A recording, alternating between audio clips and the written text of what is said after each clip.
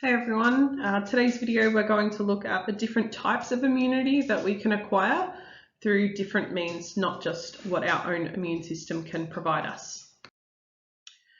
So this specifically relates to the dot point on the screen here, where we need to be able to distinguish between natural and artificial immunity, as well as active and passive strategies for acquiring that natural or artificial immunity.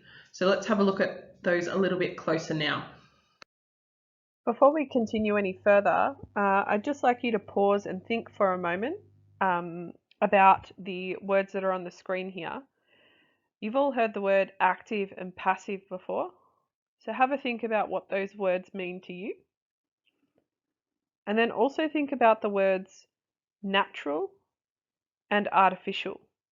They link quite closely with what we're looking at today, and they do have a very, logical use this time in biology, and relate heavily to what they mean in the real world, not just what they mean in the scientific community.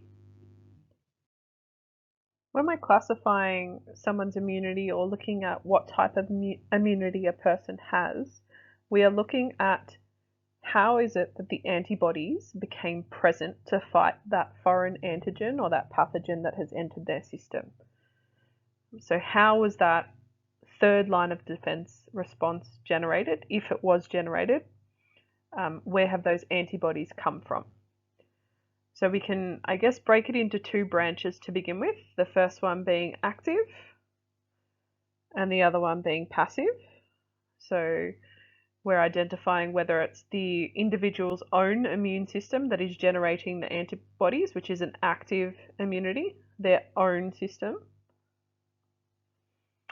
or passive is where it is another person or another organism's immune system that is generating the antibodies for that individual.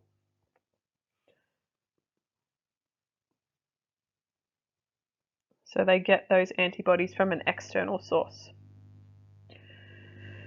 And then we can then look at, classifying each of those categories as either being a natural source or an artificial source.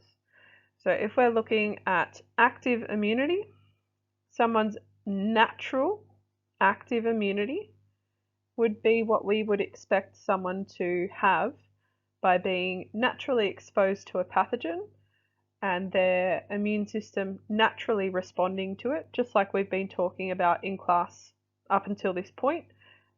Their second line of defense is activated. It's not working. That activates the third line of defense, and the third line of defense kicks in and then takes care of removing that pathogen from the body. So that's your active natural immunity. You can also have artificial active immunity. And this is similar to the natural. The only difference is instead of being naturally exposed to a pathogen, we are artificially exposing your body to a pathogen. And the main way that we do that is through vaccination. So we are forcing your body to be exposed to the pathogen that they may not have been exposed to naturally, so that we can generate your own antibodies or memory cells against that particular pathogen. Similar on the passive side, so we've got a natural passive immunity. So again, passive meaning that it does not come from that individual, it comes from an external source. So a natural passive immunity would be generated when those antibodies are coming from say another living organism. So a really great example of that would be between a mother and her child. If we're talking about a mother and her unborn child, so the child is still in the uterus, connected via the umbilical cord, we've got antibodies passing through that from the mother to the child, and the child has natural passive immunity because it was generated naturally by the mother, but it has been passed through the umbilical cord and the blood that they're sharing into the child. Another great example of natural passive immunity would also be breastfeeding. So when a child is breastfeeding from its mother, the mother's milk is obviously going to contain some of those antibodies that the mother's body has naturally produced, and it is being passed through the breast milk to the child, and the child has now received that passive immunity from the mother. And the last one, artificial passive immunity. So again, we're looking at these antibodies being generated from an external source, but this time they are entering your body artificially. The most obvious one that you guys would probably be aware of is something like if you've been bitten by a snake or a spider and you need to go to the hospital to get the anti-venom to their poison, okay?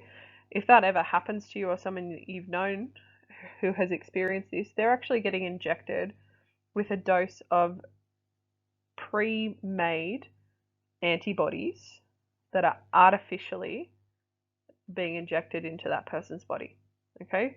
So they're artificial because we're injecting them into their body, and they are passive because those antibodies were pre-made in another organism's body, not the individual's body.